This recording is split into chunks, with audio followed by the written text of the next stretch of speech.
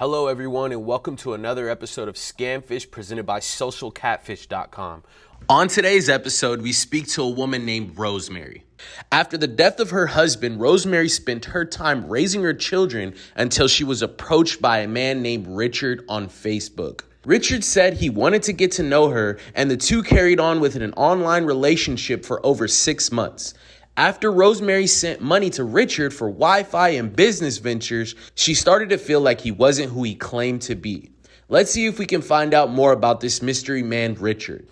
Real quick, guys, don't forget to like, comment, and subscribe. Your comment and like could help stop someone from being scammed. Let's get into it. Hello, social catfish. My name is Rosemary Pauls. I am a widow and I have two special needs children. My daughter's an adult, but my son is underage. And I just had all these worries about, raising a son, making sure, that I could do it by myself because they are special needs. My daughter is autistic and my son is Asperger's. Well, I didn't even get into online dating, actually. I wasn't interested in that. It was only like 6 months after losing my husband. Just like to quote Betty White, when you've had the best, you forget the rest. So I wasn't even doing online dating. I was in a group discussion on Facebook. It was like a fan group for the TV series The Chosen. And I saw him. He'd been like saying a few things to somebody. Next thing I know, he's talking to me. And the first was like, hello. And I said, hi, are you married or single? I said, well, I'm a little of both because I'm a widow. I was like, oh, I'm sorry. Well, how about you? Are you married or single? And he said he'd been divorced for over a year.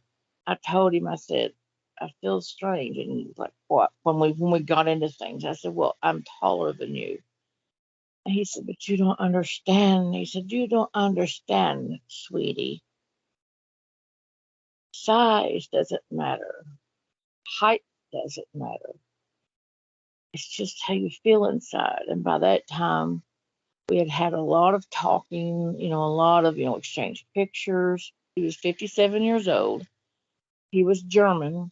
What really kind of threw me was that he would say the things that my husband said, and my husband was never talked about this on the internet. My husband mainly was on Facebook like to play games. I was like, oh my gosh, this handsome fella was wanting to talk to me.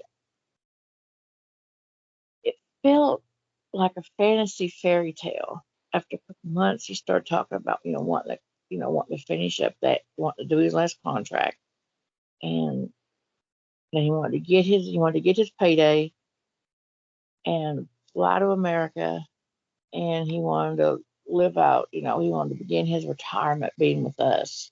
Every morning, he would be waking me up, and it was always, good morning. I hope you slept like the queen you are. I'd say, well, good morning, my liege. And he always would ask me certain things. Darling, yes. Have you eaten yet? First he said, have you broke fast? He would say, I want you to be sure that you look for a house. A house, he said, I'm going to leave it up to you. He said, if you think we could remodel the house that you're currently living in and buy it from your landlord for, he said it's entirely up to you. It was just like he created a fantasy land. He volunteered when he came over here. He would be a father to my son. It was like rain on parched earth. And that was just like, am I really going to have a little help in this arena? He was always talking about God and always talking about faith and, and blessings and things of that nature. As long as he wasn't mad about money, that was, believable.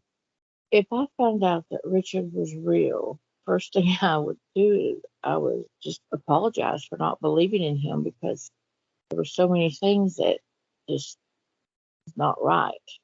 I'm more tempted to say that Oh, it's because he thought that I was fat and stupid. It's because I'm fat. Doesn't mean I'm stupid. I've got 2 university degrees. My mom had found out during the early part. She was like, "Oh, I watched this on Dr. Phil, and there's a woman on there. Her daughters came on there to tell her that the guy that she'd been talking to is actually this." My mom had carried on a whole lot. Yes, that's when she said, "Why would a handsome Germaneer want to be talking to you and wanting to marry you?" And I was like, "Thanks, Mom. That's real nice. That's really nice to say to your daughter who's feeling pretty useless after my husband died." Hey, how's it going, guys? My name's Cody, and I'm Rosemary's son. So the very first I heard of Richard was just kind of a little bit about him, having a really successful career and going overseas, and that she met him in an online group on Facebook or something. I was skeptical at first, but I didn't want to just piss on a parade right away, so I didn't say anything right off the bit. But then I started hearing some of the stuff that he said, and I started seeing some of the information that he traded. It sounded fishy to me, especially for somebody from overseas or something from another country. He started saying things about, "I need all of this money because that way I can charge the laptop." They didn't have enough signal to talk to their wives because Richard was talking to his. It started, as like a $50 Steam card every once in a great while. I've had some words with him through her account when I get a hold of her phone. He said that the company put 7.5 million in his account. It froze it up. The bank got scared because such a big money came, and they locked his account. They locked his online access. And he just kept saying, "Oh, my beautiful wife, my beautiful wife." And that's something that my husband always said. My husband, David, he was the most kindest, most gentlest, and the sweetest man I ever knew. There was that run of the $500 cards, and there was a few more cards here and there. He kept showing these pictures of piles of money and like this with like rubber bands around them and showing them like in like a box. That doesn't impress me in the least. And I told him, I said, I would have you any way I can get you, even if you didn't have 2 pennies to rub together. My oldest son can be really raunchy at times, and he knew that his name was Richard. So he borrowed a phrase, and he would kind of like, make jokes about saying, "Oh, you're talking to your dick." I understand where he's coming from because, being like when you try to scam people, you don't care about their own interests or anything. So I understand where he's coming from. I just think he's a fucking scumbag and needs to, go get a real fucking job and support himself and his family that way instead of trying to take advantage of people's not weaknesses, I guess, but take advantage of their kindness. And then he would say other things like fooling around with that or playing. I'm like, yeah, it was like, dude, just don't do that. Don't. Because he does have skill sets, that's obvious, and he has ample amounts of free time. But if he would put those resources towards something more productive and try to build himself a real career, then that'd be great. But I want to kick him in the fucking nuts. So I'm wanting to reach out to Social Catfish to find out for sure if this person was a scammer. And, the last part of all this is he seemed, the person in the picture seemed so nice and so sweet. After our Social Catfish team received this video message from Rosemary, our search specialist Lenny got straight to work and tried to find the true identity of this man who claimed his name was Richard. She ran a few reverse image searches on our site, socialcatfish.com, and got results in minutes. If you're looking to verify your online lover, the first step would be to use the tools on our site. You can click the link in our bio and check them out. Just hitting like, comment, and subscribe helps us build more tools out for you to use in the future. Hello there. Hi, Lenny. How are you doing, Rosemary? Pretty good. We're going to go through these points one by one. I'm going to start with talking a little bit about this Facebook Christian chat group that you were in. And when you went there, you weren't really going there to date. But when this man reaches out to you with some of the same desires that you have, why not, right? Even if you've heard about scams, when you go on a Christian dating site or some kind of Christian chat, there's a real big amount of trust for people in this site because there's already an assumed expectation that they're honest in the Christian values that they claim. They feel like safe places. You feel like you're in a community and that everybody's just like you. And this is why it's one of the places that scammers go to target a victim. And this is what happened to you. People like you, Rosemary, that are loving and trusting. You already had a wonderful marriage for years and years and years. You had faith and desires to do good, to pray, and all of those things. And those qualities are not a fault. They're a part of you, but they are things that a scammer will use to target you and use against you, especially if it's your first time online. One of the other things that they do, it's easy for them to do, is they share spiritual thoughts that they can simply Google and screenshot. That's how they build your emotions. That is how they study you. If they can get you thinking emotionally, that's where they want you and that's where they have you. Yeah. I was really glad to see, Rosemary, that you had a son who chimed in with a second opinion. Often the case in a scam, the scammer tries to isolate the victim from the family, and they will not accept any negative comments that put suspicion on them. So Cody did good. But he had to speak out, and he even went so far to speak with William on your account. You're lucky because often family members don't say anything because it scares them to speak out, especially since their parent may have already been through a lot of stuff, and this seems to be making them happy. A lot of times that is one of the reasons they hold back. So I give kudos to Cody for speaking out. Well, he started saying that, oh, I know you're sleeping with Cody. And I'm like, he's my adopted son, yeah, but he's still my son. And I'm like, I at first I tried to, I said, compared to a refined man like yourself, darling, he's a wet-nosed pup.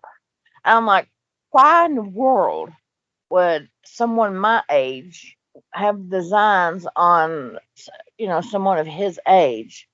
He was, and it was all in this big rambling letter. I know you're horny, and I'm like, no, that died when my husband drew his last breath.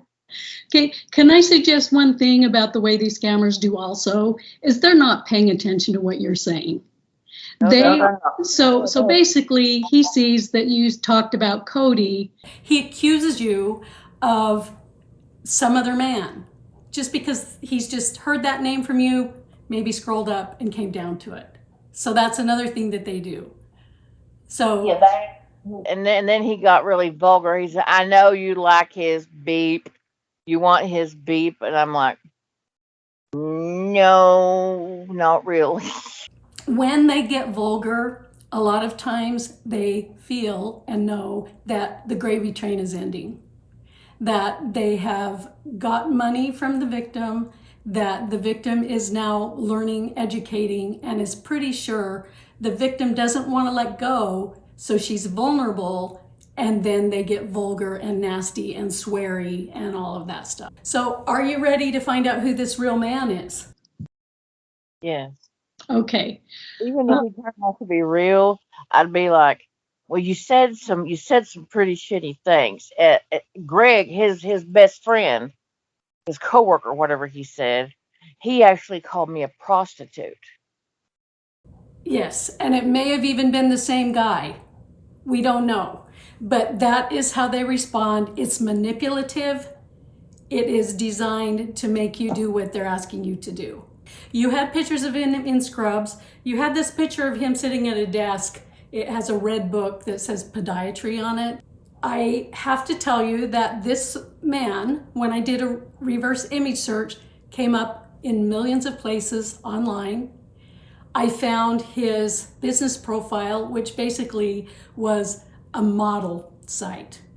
He's a model, and we see him in all kinds of outfits. And why a scammer will use a model is very simple. Models can be pictured in many different ways. So it's easy to be pictured in different ways. This model was very versatile, and I found most of his advertising surrounding senior-themed ads. So like cruises, as a doctor, heart being listened to by a doctor, people enjoying retirement, supplements ads, all kinds of those things. Those made a very successful career for him, but those are things that are just, this man is everywhere. And so that is one of the reasons why they would choose a model, is a victim in this case. You're such a nice lady, Rosemary. I really appreciate you today talking to us.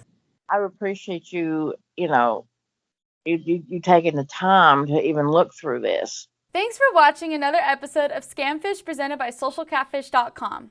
Don't forget to like, comment, and subscribe. See you next time. Scams come in so many different forms. If you have been a victim of any of the scams below, please email us at sharemystory@socialcatfish.com. We'll get to the bottom of it with help from our Social Catfish team.